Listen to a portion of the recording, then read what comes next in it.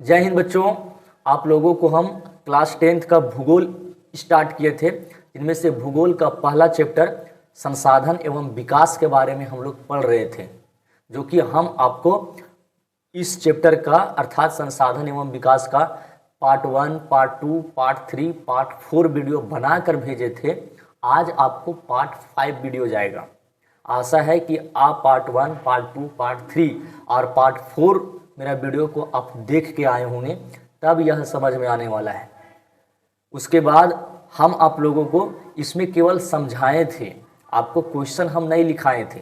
तब क्वेश्चन आप लिखिएगा कैसे, तो जो पार्ट 1, पार्ट 2, पार्ट 3, पार्ट 4 जो वीडियो हम आपको बना कर भेजे थे, उस वीडियो में जितना भी क्वेश्चन बन रहा था, आप अभी कॉपी निकालिए और उस कॉपी में हम क्वेश्चन बोल रहे हैं, उस क्वेश्चन को आप लिखते जाइएगा, है ना। इसलिए भूगोल का एक अलग नोट्स होना चाहिए इस ऑनलाइन क्लास का। स्कूल वाला भूगोल का नोट्स नहीं होना चाहिए बच्चे, नहीं तो बहुत पिटाई होगा, क्योंकि स्कूल में भूगोल पढ़ाई होगी। यहाँ पे भूगोल आपको आर्थिक जीवन से रिलेटेड, आपकी ज़िंदगी से रिलेटेड, हमारे देश विदेश में क्या चीज़ हो रहा है, हमारे राज्य में क्या चीज़ हो रहा है, उनसे रिलेटेड भी हम लोग पढ़ते चले जाएंगे। क्वेश्चन पूछेगा कहाँ से, एक भी क्वेश्चन बाहर नहीं पूछना चाहिए। इतना मेहनत से हम लोगों को पढ़ना है, इसलिए ऑनलाइन का कॉपी अलग होना चाहिए।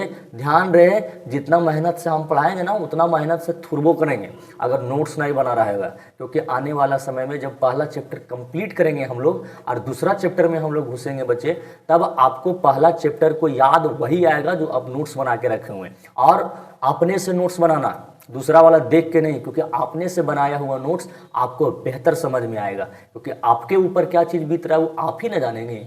मरीज का तकलीफ एक मरीज ही जानता है, डॉक्टर तो बाद में जानेगा कि इसके अंदर की तकलीफ क्या है। इसलिए नोट्स अपने से बनाना। जहाँ पे VVI क्वेश्चन रहेगा, हम आपको खुद बोल देंगे कि ये VVI क्वेश्चन है, आप उसको VVI लिख के और सुग्घर कलर के हाइलाइटर से रंगना। ललका हाइलाइटर कोई नहीं रंगेगा, क्योंकि ललका हाइलाइटर से ना वर्डवा जो लिखते हैं पेन वाला, वो पूरा ढक जाता है। इसलिए सुग्घर कलर का हाइलाइटर होना चाहिए। आपको अगर अच्छे से तैयारी करना है, तब अगर आपको नकल करके एग्जाम पास करना है तो नकल करके भी कर सकते हैं, क्योंकि अभी के समय में कंपटीशन इतना ज़्यादा है बच्चे, इतना ज़्यादा है कि दौड़ने वाला स्टूडेंट रेस में पीछे छूट जाता है। आपको दौड़ना नहीं, तेज दौड़ना पड़ेगा, रफ्तार दौड़ना पड़ेगा। इसलिए आपको अभी से ही मेहनत करना है। अगर अभी से मेहनत नहीं करोगे और लास्ट में सोचोगे कि 2-3 महीना बचा उसमें मेहनत करोगे, अब लिख के देते हैं, कुछ नहीं तैयारी होगा आपका, और अगबकी आ जाएगा कि पढ़े तो फिर पढ़े क्या, फिर उस समुंदर हो जाएगा कि कहाँ से हम एक गिलास पानी निकालें। फिर उस समय आपको दोस्त के भरोसे से रहना पड़ेगा। इसलिए अभी से ही थोड़े मेहनत करके पढ़ाई करते चले जाएंगे, जिससे हमको आने वाला समय में बहुत बेनिफिट होने वाला है। हमारा तरफ से यही हम आपको सलाह दे रहे हैं, डेली पढ़ना 2 घंटा, डेली 2 घंटा 1.5 घंटा डेली पढ़ना 10 घंटा नहीं पढ़ना, 2 घंटा पढ़ना, लेकिन डेली पढ़ना मेरी तरफ से विनती है बच्चे। क्यों? क्योंकि आपकी सफलता में ही हमारी सफलता है। आप 2 घंटा पढ़िएगा लगातार, तब आपको लास्ट में देखिएगा अगर फ़ायदा नहीं हो गया ना बच्चे, तो आप हमको बोलिएगा। इसलिए आपके घर वालों के लिए नहीं, आपके माता पिता के लिए नहीं, कम से कम मेरे लिए 2 घंटा पढ़िए, आपका जीवन बहुत बढ़िया से बीतेगा। इसलिए आशा है, बल्कि हम आशा नहीं बल्कि पूर्ण विश्वास है कि आप लोग जरूर पढ़ते होंगे। चलिए, अब आप नोट्स कॉपी जो लिए होंगे भूगोल का, वह कॉपी में लिखिए।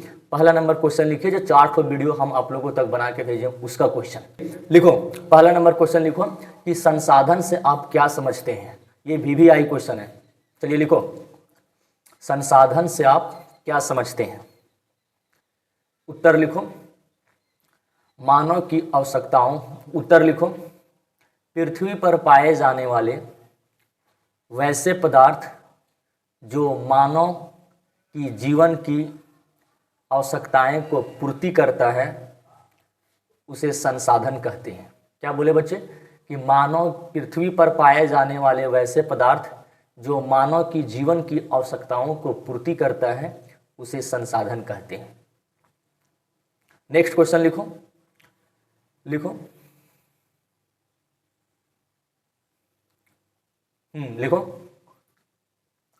उत्पत्ति के आधार पर संसाधन कितने प्रकार के होते हैं। उत्पत्ति के आधार पर संसाधन। चलिए, संसाधन वाला आप लिख लिए। अब इसका हम आपको आगे समझाते हैं। हम आपको अब यहाँ से क्लास चलेगा, देखो, हम आपको संसाधन को कई अलग अलग वैरायटी में बांट के दिखाए थे, जो कि उनमें से पहला था उत्पत्ति के आधार पर। पहला था उत्पत्ति के आधार पर संसाधनों को हम लोग अलग अलग वैरायटी में उसको बांट के रखे थे, जो उत्पत्ति के आधार पर था, समाप्यता के आधार पर था और था। तो आज हम लोग संसाधनों को दो भागों का देखेंगे, एक उत्पत्ति के आधार पर देखेंगे और दूसरा समाप्यता के आधार पर। समझिए, उत्पत्ति के आधार पर के मतलब क्या हुआ? इस पृथ्वी पर बहुत सारे ऐसे पदार्थ हैं जो हमारी जीवन की आवश्यकताओं को पूर्ति करते हैं।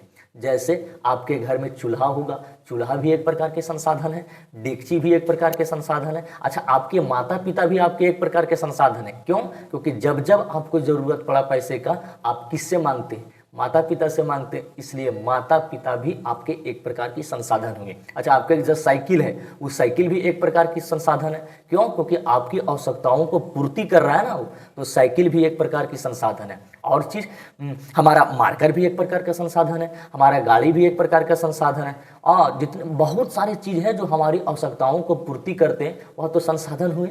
उत्पत्ति के आधार पर मतलब हुआ बच्चे कि यह पृथ्वी पर जितने भी सारे चीज पाए जाते हैं, जितने भी सारे चीज पाए जाते हैं, वह सारा चीज हमारे संसाधन है। लेकिन वह संसाधन जो पृथ्वी पर पाया जा रहा है, वह संसाधन जन्म कैसे लिया? जन्म कैसे लिया?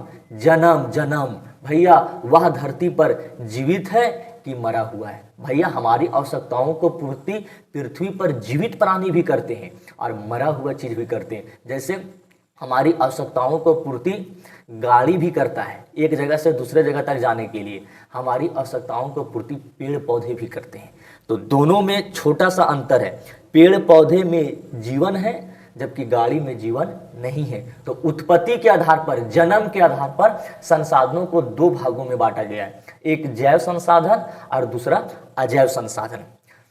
जैव संसाधन किसको बोलते हैं? वैसे संसाधन जो मानव की आवश्यकताओं को पूर्ति करता है, लेकिन उस संसाधन में जीवन पाया जाता है। जीवन, अब भैया जीवन किसको कहते हैं? कैसे जानेंगे सर कि इसमें जीवन पाया जा रहा है? तो लो, अब जीवन किसको कहते हैं वो नहीं पता है तो बात की बात है। देखो, जीवन किसको बोलेंगे? जैसे हम चल रहे हैं, भूल रहे हैं, दौड़ रहे हैं, कबड्डी खेल रहे हैं, छिकिता खेल रहे हैं, नक्कू लगा के किसी को धोख दिए और कुछ ऐसे मुंह ऐड दिए, जो ऐसे भैया मुंह ऐड दिए, तो हमारा में तो जीवन पाया जा रहा है। भैया कोई खाना खाएगा, कोई वह भोजन को पचाएगा, दौड़ेगा, एक जगह से दूसरे जगह जाएगा, अपने जैसे बच्चे को जन्म देंगे, बाथरूम जाएगा, तो उसमें जीवन है, तो वह जैव संसाधन कहलाता है। जैसे आदमी, पेड़ पौधे, जानवर, छोटे छोटे सूक्ष्म जीव, मेढक, मेढक भी तो हम लोगों को मदद करता है। अब मेढक कैसे मदद करता है सर? मेढक हम लोग को, मेढक, वो जो मेढक रहती है ना, मेढकिन, बहुत खतरनाक, वो जो टर टर की आवाज करती है ना, मेढक नहीं करता है, वो मेढकिन करती है। मेढकिन, हाँ मेढकिन करती, बहुत खचड़ी होती है मेढकिन रे, हाँ मेढकिन। मेढक कभी टर टर की आवाज नहीं करती, पुरुष देवता कभी नहीं करता है, जब भी करती है तो स्त्री करती है, वो मेढक। देखो, ऑस्ट्रेलिया में ना एक बार क्या हुआ था ऑस्ट्रेलिया में, कि वहाँ की किसान जो थे, ऑस्ट्रेलिया के किसान, वो मेढक से तंग आ चुके थे, पूरा तंग। उसका फसल को मेढक पूरा तबाह कर दिया था, पूरा एकदम सत्यानाश कर दिया था। तब ऑस्ट्रेलिया वाले ने सोचा, क्या पता है कि अब हम क्या करें भाई, कैसे इसको हम मारे मेढक को।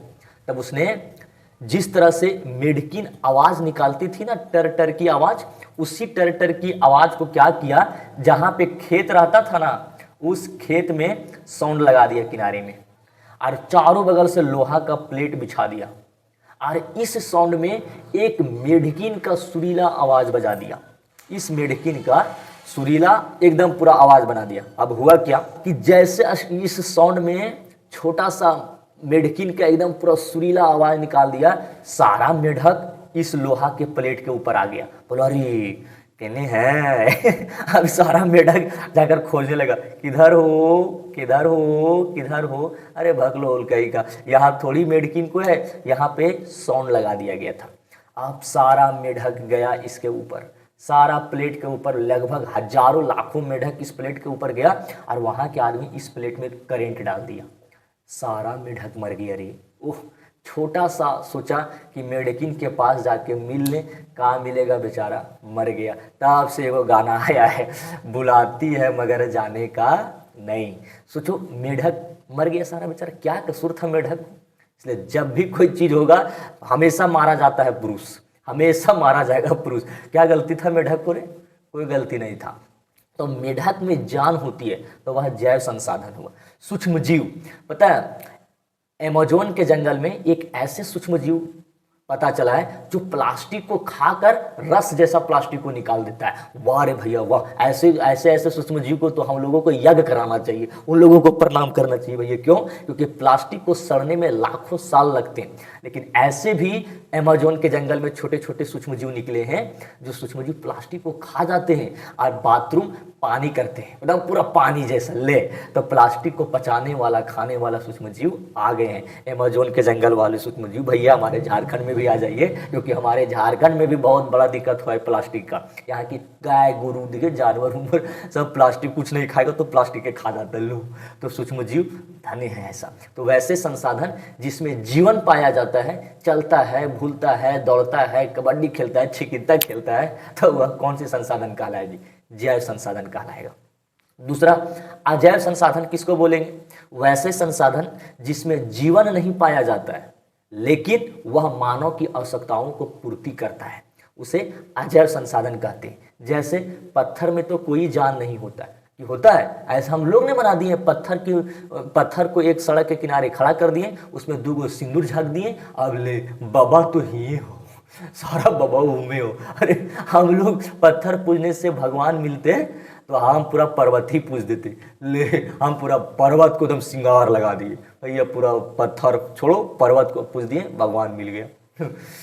मिट्टी में तो कोई जान नहीं होता है लेकिन मानव की आवश्यकताओं को पूर्ति करता है। कैसे? मिट्टी नहीं रहेगा तो फसल कहाँ लगेगा, फसल नहीं लगेगा तो हम लोग चावल कैसे लगाएंगे, चावल नहीं लगेगा तो खाएंगे कैसे, भूखे मर जाएंगे ना। लेकिन मिट्टी में तो कोई जान नहीं होता है। सूर्य की प्रकाश, सूर्य की जो रोशनी आता है वह रोशनी में तो कौन जान होता है? कोई जान नहीं होता, वह मरा हुआ है, लेकिन वह हमारी शरीर के लिए लाभदायक है।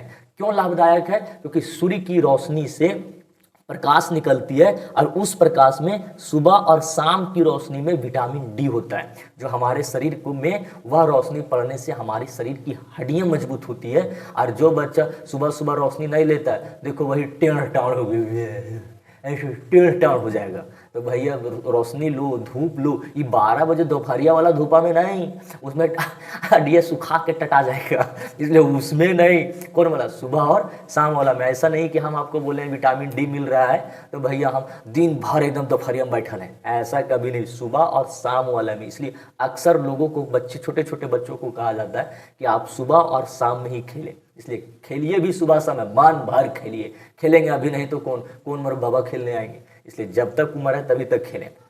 सूर्य के प्रकाश में कोई जान नहीं होती है लेकिन हमारे शरीर के लिए लाभदायक है, हमारे शरीर को फायदेमंद है, इसलिए यह अजैव संसाधन में आएगा। सोना चांदी, ओह इसका आज के समय में इसका रेट इतना दुगुना हो गया है कि लोग अभी शादी करने से डर रहे हैं कि भैया जितना का दहेज नहीं उतना का सोना चांदी का रेट चढ़ गया। भैया मोदी जी अगर रेट कम कर दो, नहीं तो हम पाकिस्तान से कैसे लाएंगे। बड़ा दिक्कत होने वाला है। सोना और चांदी बहुत दिक्कत, सोना चांदी का रेट पूरा बढ़ गया। लोहा, लेकिन जरा देखो लोहा का कौन जान होता है? लोहा में ये होता है कि हम यहाँ पे लोहा को पीट रहे तो रो रहा है, ऐसे थोड़ी लोहा रोता है। क्यों? क्योंकि लोहा में कोई जान नहीं होता है। इसलिए लोहा भी एक प्रकार के अजैव संसाधन। नमक, नमक में कौन जान होता है? सब्जी में डालते हैं नमक तो नमक क्या बोलता है? नहीं नहीं अभी मत डालो, कल डालना, कल, अभी नहीं है ठीक, तबीयत ठीक नहीं है, बुखार लगल है, ऐसा होता है? नहीं, नमक में जान नहीं होता है। ये भी कौन प्रकार के संसाधन है? अजैव संसाधन है। हम लोगों को जीवन में नमक की जैसा बनना चाहिए कि अगर नहीं भी पड़ेंगे सब्जी में तो भी दिक्कत, और ज़्यादा भी पड़ गए तो भी दिक्कत। इसलिए ज़रूरत से ज़्यादा किसी से लगाव भी नहीं रखना चाहिए। क्यों? वह हमारे शरीर के लिए हानिकारक होते हैं। और ज़्यादा किसी के ऊपर भरोसा भी नहीं करना चाहिए, क्योंकि कभी कभी खुद का दांत भी जीभ को कच से काट देता है और बहुत सारा लहर देता है। इतना भयानक लहर देगा, बाप रे बाप, खाना खाने में दिक्कत है। इसलिए हम लोगों का किरदार नमक की जैसा होना चाहिए, ज़्यादा भी दिक्कत, कम भी दिक्कत। ठीक, तो आप आशा है जैव और अजैव संसाधन समझ में आ गया होगा। चलिए क्वेश्चन लिखो, जैव संसाधन और अजैव संसाधन में क्या अंतर है? लिखो, जैव संसाधन और अजैव संसाधन में क्या अंतर है?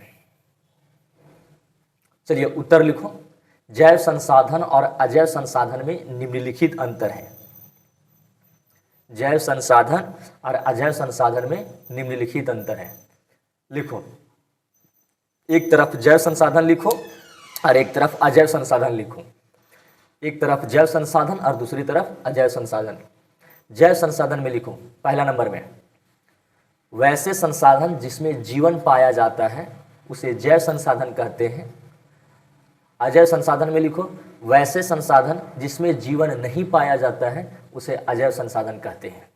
ठीक, जैव संसाधन में दूसरा नंबर पॉइंट, जैव संसाधन का उदाहरण आदमी, पेड़ पौधे, जानवर, छोटे छोटे सूक्ष्मजीव और मेढक हैं। इसमें लिखो अजैव संसाधन में पत्थर, मिट्टी, सूर्य का प्रकाश, सोना, चांदी, लोहा, नमक है। ठीक, आप इसको लिख लिए होंगे। दूसरा, संसाधन के प्रकार में दूसरा प्रकार है समाप्यता के आधार पर। दूसरा प्रकार है समाप्यता के आधार पर।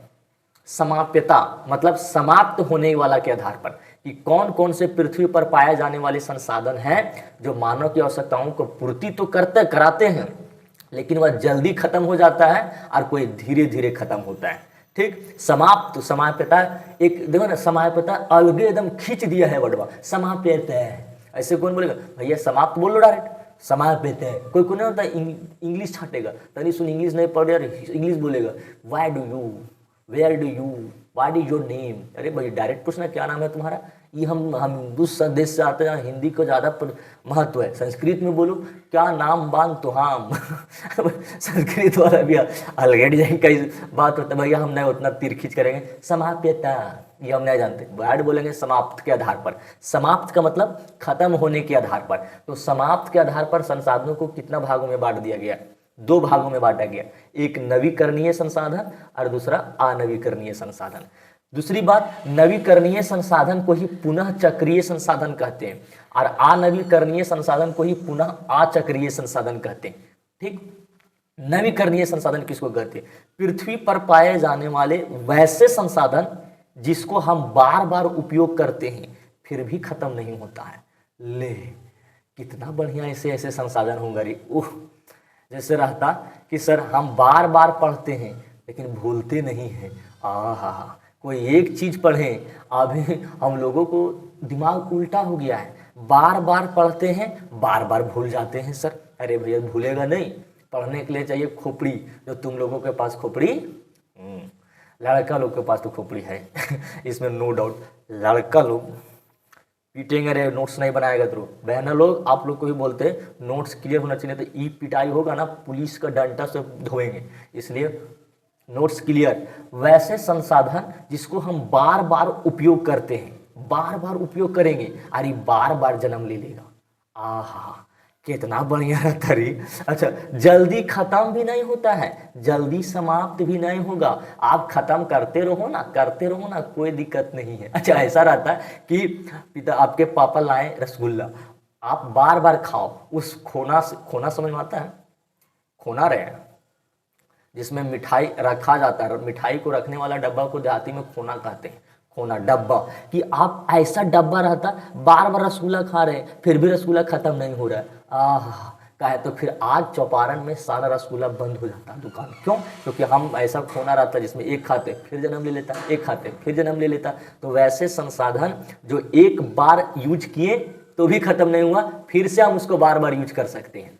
जल्दी समाप्त भी नहीं होगा, जल्दी खत्म भी नहीं होने वाला है। और तीसरी बात, सबसे बड़ी बात है कि यह पर्यावरण के लिए हानिकारक भी नहीं होता है।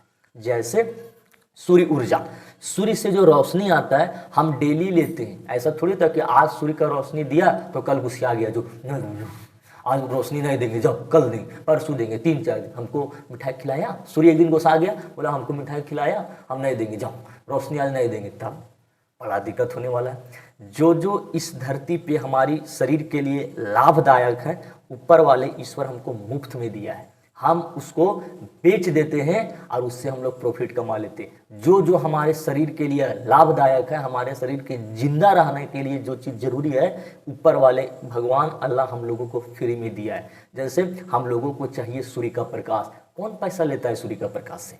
फ्री में दिया है। हम लोगों को चाहिए जिंदा रहने के लिए सांस, ऑक्सीजन, कौन ऑक्सीजन पैसा पर देता है? पेड़ पौधे कभी बोले कि हमको 500 रुपये दो तब हम देंगे ऑक्सीजन तुमको से? कभी नहीं। हम लोगों को चाहिए पानी, कौन पैसा हम लोगों को तालाब पानी देता है? हम और आप इसको बेचकर पैसा कमाने में लगे हैं। लेकिन जितने भी सारे चीज़ ऊपर वाले हम लोगों को दिए हैं हमारे शरीर को जीवित रहने के लिए, जितने भी सारे चीज़ है वो सारा चीज़ ऊपर वाले मुफ्त में दिए हैं। इसको बेचने का काम, बिचौलिए बनने के काम हम और आप कर रहे हैं, जिससे यह नुकसानदायक होने वाला है। पर्यावरण के लिए अच्छे सूर्य ऊर्जा, सूर्य हम लोगों को कोई पैसा नहीं लेता है, उसको धक्का इस्तेमाल करते रहो, कोई दिक्कत नहीं होने वाला। आज इस्तेमाल किए, कल भी इस्तेमाल करेंगे। हवा बोलता है कि आज हम नहीं देंगे कल देंगे, सो नहीं। हवा एक ऐसी संसाधन है जो अभी लीजिएगा हवा, सांस, फिर लेंगे, फिर दीजिए, फिर लेंगे, फिर दीजिए, फिर लेंगे, मतलब ये खत्म होने वाला नहीं है। पानी देखो, जल हाँ, पानी और जल में एक चीज़ तो नहीं समझ में आता है। आपके घर में नॉर्मल अगर कोई चीज़ है, जैसे खाना बना रहा है, पानी से खाना बना रहे हैं, लेकिन कोई चीज़ का पूजा हो रहा है, वहाँ पे पानी को ही नाम जल कर देता है। जल लाओ, धधाक बोलता है जल लाओ। अरे भैया वो भी तो पानी है, मतलब नॉर्मल इस्तेमाल करेंगे तो पानी, वही पानी को पूजा पष्टा में लगाएंगे तो जल, वाह जल। जय ऊर्जा, भैया जय ऊर्जा वही सूर्य से आने वाली प्रकाश की किरणें को ही जय ऊर्जा कहते हैं। ज्वार भाटा किसको बोलते हैं? ज्वार और भाटा दो अलग अलग चीज है। यह है क्या? जब पृथ्वी और चंद्रमा ये दोनों के बीच में गुरुत्वाकर्षण बल लगता है, पृथ्वी और चंद्रमा के बीच में गुरुत्वाकर्षण बल लगता है, तो पृथ्वी पर पाए जाने वाले पानी गुरुत्वाकर्षण, चंद्रमा की गुरुत्वाकर्षण बल के कारण पानी ऊपर की ओर उठने लगता है। पानी वह ऊपर की ओर उठने लगेगा। तो जब समुद्र की पानी लाहर के माध्यम से ऊपर की ओर उठने लगेगा तो उसको ज्वार कहते हैं। क्या बोलते हैं? ज्वार। लेकिन जब समुद्र की पानी नीचे की ओर जाने लगेगा तो उसे भाटा कहते हैं। तो ज्वार और भाटा समझ में आ गया। ज्वार और भाटा का मतलब, जब पृथ्वी और चंद्रमा, पृथ्वी पर है पानी और चंद्रमा में है गुरुत्वाकर्षण बल, तो वह गुरुत्वाकर्षण बल के कारण पृथ्वी पर की पानी को खींचता है ना, तो पृथ्वी के समुद्र में पानी ऊपर की ओर उठ जाता है। तो वह पानी ऊपर की ओर लाहर के कारण, लाहर के माध्यम से ऊपर की ओर खींचा जाता है। तो समुद्र की पानी ऊपर उठने की घटना को ज्वार और समुद्र के पानी नीचे जाने की घटना को भाटा कहते।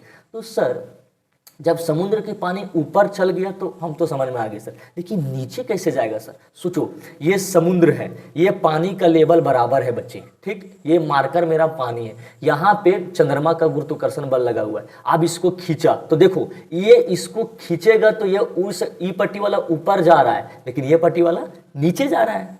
नहीं था सारे भैया, ये समुद्र है, ये यहाँ पे मार्कर मेरा पानी है मार्कर मेरा पानी है, चंद्रमा इसको गुरुत्वाकर्षण बल से खींच रहा है, तो ये चंद्रमा खींच रहा है, तो ई पट्टी वाला खींचेगा तो ई पट्टी पानी ऊपर लाहर से ऊपर खींचाएगा, लेकिन ये वट पट्टी वाला पानी नीचे की ओर जाएगा ना सर। तो ये ऊपर की ओर चल गया तो ज्वार, और समुद्र में पानी नीचे की ओर चल गया तो भाटा, इसलिए इसका नाम पड़ गया ज्वार और इसका नाम पड़ गया भाटा। इसलिए ज्वार और भाटा का शब्द एक जगह इस्तेमाल होता है। ज्वार का मतलब जब पृथ्वी और चंद्रमा के बीच, चंद्रमा के द्वारा लगने वाला पृथ्वी पर गुरुत्वाकर्षण बल के कारण जब समुद्र की पानी ऊपर की ओर उठती है तो उसे ज्वार कहते हैं, और जब समुद्र के पानी नीचे की ओर जाती है तो उसे भाटा कहते हैं। जब ऊपर की ओर पानी जाएगी तो ऑटोमेटिक नीचे की ओर जाएगी, मार्कर से ऊपर और नीचे, इसलिए ज्वार और भाटा दोनों शब्द एक ही जगह आता है। दूसरी होता है भूतापीय ऊर्जा। भूतापीय ऊर्जा, भूतापीय ऊर्जा, भू का मतलब भूमि और तापीय का मतलब गर्मी।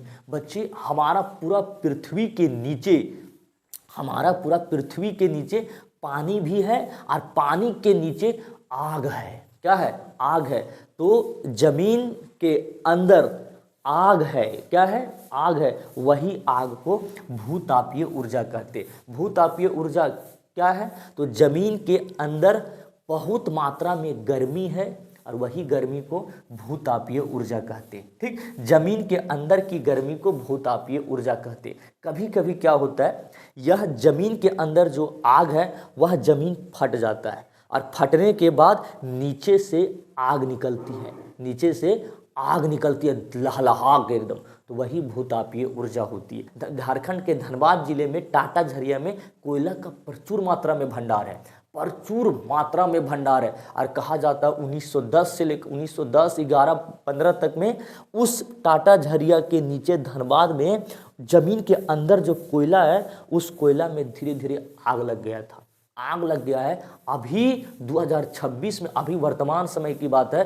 टाटा झरिया में इतना भयानक कोयला में आग लगा हुआ है कि वहाँ की ज़मीन फट जा रहा है और ज़मीन फटने के बाद वहाँ से आग निकल जा रहा है। दुख इस बात की है कि जिसका घर के बगल में वह ज़मीन फटता है उसका घर उसमें समा जा रहा है। चलती बस, वहाँ पे बस चलती है तो उस बस जब चल रही होती है तो फट जाता है ज़मीन, तो बस उसमें समा जाता है। ना जाने ऐसे कितने लोग अभी वर्तमान समय में धनबाद के टाटा झरिया में कोयले में लगी आग के कारण ज़मीन फटने से कई बस चले गए तो कई उसमें आदमियों समा गए।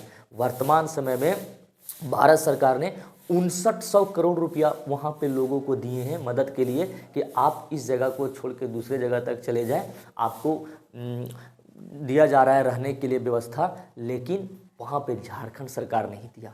क्यों नहीं दिया, इसका भी रीज़न है। वहाँ की जो विधायक है, धनबाद का विधायक है, एमएलए बीजेपी पार्टी का है, नाम नहीं लेंगे हम। जबकि हमारा झारखंड सरकार जो मुख्यमंत्री है वह जेएमएम का है, झारखंड मुक्ति मोर्चा है। आपको पता है मुख्यमंत्री कौन है, हेमंत सरकार है। जबकि वहाँ की जो एमएलए हैं वह बीजेपी है। झारखंड सरकार को जब अपना ही घर में जब फट रहा है तो झारखंड सरकार को ज़्यादा सोच होनी चाहिए कि भारत सरकार को होनी चाहिए, झारखंड सरकार को होनी चाहिए। लेकिन भारत सरकार में 5900 करोड़ रुपया दिया है, झारखंड सरकार कुछ नहीं दिया है, कुछ नहीं दिया है। अब नहीं दिया है इसका भी कारण है, जेएमएम एक कांग्रेस पार्टी का गठबंधन है जबकि बीजेपी का वहाँ की एमएलए है। याद रखना मेरी बात को, जब भी ये सब घटना होगी तो दो पार्टियों के बीच में पिसाता है तो जनता पिसाता है। सोचो, उन लोगों को लगता है, हेमंत सरकार ये सबको लगता है कि हम जिस तरह से एसी के गाड़ी में बैठ रहे हैं, ठंडा ठंडा हवा ले रहे हैं, पूरा झारखंड के लोग ठंडे ठंडे हवा ले रहे हैं। अरे भैया, कभी नेरी करमल रोडवा में उतर के देखो ना, हालत नहीं खराब हो गई तो बोलना टायरवा पंचर हो जाएगा यहाँ पे आने के बाद। मेरा बात को ध्यान से याद रखना, जब भी दो नेता के बीच में कोई चीज़ मनमुटाव होगा उसमें पिसाएगा तो जनता पिसाएगा। इसलिए आपका वोट सर्वश्रेष्ठ वोट, आप वहीं पे वोट दें जहां से आपको बेनिफिट है। अगर आज जेएमएम नहीं होता, बीजेपी अगर हमारी सरकार होती, हम ये नहीं बोल रहे कि हम ये पार्टी का वो पार्टी का है, सो अगर हमारे राज्य में जेएमएम के जगह पर कोई बीजेपी की सरकार होती तो जरूर मदद करने के लिए वहाँ पे धनबाद में जाते। क्या बीतता होगा उसके परिवारों को, जब ज़मीन फट जाता है वहाँ पे आदमी घुस जाता उस भाई धधकता हुआ कोयला में, क्या बीतता होगा सोचो। ये ऐसे लोगों को चाहिए फराठी। अब ऐसे लोगों को क्या चाहिए, फराठी चाहिए। सोचिए तो जमीन के अंदर से आग निकलना जमीन को फाड़कर भूतापीय ऊर्जा कहलाता है। अब जरा सोचो, जमीन के अंदर पानी भी है और जमीन के अंदर आग भी है।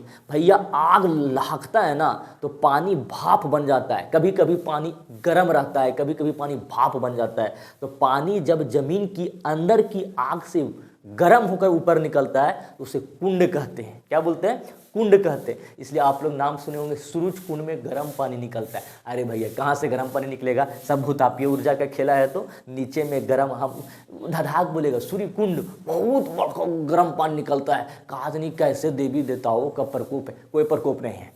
हम आपको बता रहे हैं कोई प्रकोप नहीं। क्यों, क्योंकि ज़मीन के अंदर में आग है और आग के ऊपर में पानी है। जब ये ज़्यादा गर्म होता है तो पनिया ऊपर फेंकने लगता है, क्योंकि हर गर्म चीज़ नीचे से ऊपर जाने की प्रयास करता है। गर्म हो जाता है पनिया ऊपर फेंकता है, ज़्यादा धधका के गर्म हो जाता है तो भाप बन जाता है। तो जब कोई पानी ज़मीन के अंदर की गर्मी से बाहर निकलती है गर्म होकर तो उसे कुंड कहते हैं। और जब वही गर्म ज़्यादा गर्मी दे देता है उस पानी में और भाप बनकर ऊपर उड़ जाता है तो उसे गीजर कहते हैं। लिखे हैं कि नहीं, उसे गीजर कहते हैं। समझ में आ गया, कुंड और गीजर क्या है, जमीन के अंदर की गर्मी ज़मीन के अंदर में आग है, उस आग के ऊपर में पानी है। जब ज़्यादा गर्म पानी होता है तो पानी ऊपर की ओर जाता है, तो पानी गर्म निकलती है तो उसे कुंड कहते हैं। वर्तमान समय में अमेरिका का एक जगह है एल्स्टन, उस एल्स्टन में एक बगीचा है जिसका नाम है ओल्ड फैथफुल गीजर। आप पता है गीजर वर्ड आया, इसका मतलब पानी नीचे से भाप बनकर ऊपर निकलता होगा। उस बगीचा में क्या है पता है, उस बगीचा में ज़मीन फटता है, वहाँ की पानी जो है, वहाँ की गर्मी पानी को इतना गर्म कर देता है कि पानी फुहारा के जैसा भाप बनकर निकलता है, फुहारा के जैसा। तो इसलिए वहाँ पे पानी हमेशा फुहारा बनकर निकलता रहता है, गर्म पानी, और देखने वालों की नज़ारा बड़ा हैवी रहता है। और यह पता है हर 6 से 7 मिनट में यह फुहारा अपने बनता है, अपने निकलता है। तो कितना मस्त लगता होगा वहाँ। हम लोगों को स्कूल के सामने ज़मीन फटता, पानी अपने ऊपर से फुहारा निकलता, हाँ ओ माय गॉड, कितना मज़ा आता, कितना बढ़िया रहता। तो ये सारे चीज़ नवीकरणीय संसाधन हुआ। सर एक चीज़ और बता दें, पुनः पूर्ति क्या है और पुनः चक्रीय क्या है। पुनः पूर्ति का मतलब हुआ बच्चे कि हम एक संसाधन को इस्तेमाल किए, फिर उस संसाधन को इस्तेमाल करने लायक बनाएं, इस्तेमाल करने लायक। जैसे हम पानी से कपड़ा धोएं, ठीक, अब फिर हम कुछ देर के बाद कपड़ा धोएंगे तो पानी का इस्तेमाल करेंगे, पानी का कोई दिक्कत नहीं। तो पानी एक नवीकरणीय संसाधन है। लेकिन जिस पानी को हम इस्तेमाल किए कपड़ा धोने में तो गंदा हो गया, हुआ कि नहीं हुआ। अगर जो गंदा पानी हुआ, उसी गंदा पानी को हम फिल्टर करेंगे और फिर से इसका इस्तेमाल पीने में करेंगे, तो हम एक बार जिस संसाधनों को उपयोग किए और वह संसाधन खराब हो गया, फिर उस संसाधन को हम अच्छे से फिल्टर करके उसको फिर से उपयोग करेंगे, तो उसे पुनः पूर्ति कहते हैं। पुनः पूर्ति कोई चीज़ नहीं है, इसको हम जो एक बार इस्तेमाल किए वो खराब हो गया, फिर उसका हम अच्छा से बनाकर फिर से इस्तेमाल करेंगे। जैसे हम कपड़ा लेने के लिए मार्केट गए, उस मार्केट में हमको झोला मिला, झोला लाते लाते फट गया, फिर हम चाहेंगे तो वह झोला का इस्तेमाल कर सकते हैं। कैसे? झोला को सी के, अब झोला को सी दिए तो फिर से हम झोला का इस्तेमाल कर दिए ना। तो झोला का सीना एक प्रक्रिया हुआ, सिएंगे तब तो इस्तेमाल करेंगे, तो सीने वाला पार्ट को ही पुनः पूर्ति कहते हैं। मतलब संसाधनों का एक बार उपयोग किए अब फिर वह खराब हो गया, फिर से उसका इस्तेमाल हम फिर से पुनः करने में जो उपयोग क्या क्या चीज़ दिमाग लगाएंगे, कैसे झोला को सिएंगे, कैसे क्या करेंगे, तो वही दिमागवा जो लगाएंगे उसको बोलते हैं पुनः पूर्ति। ठीक।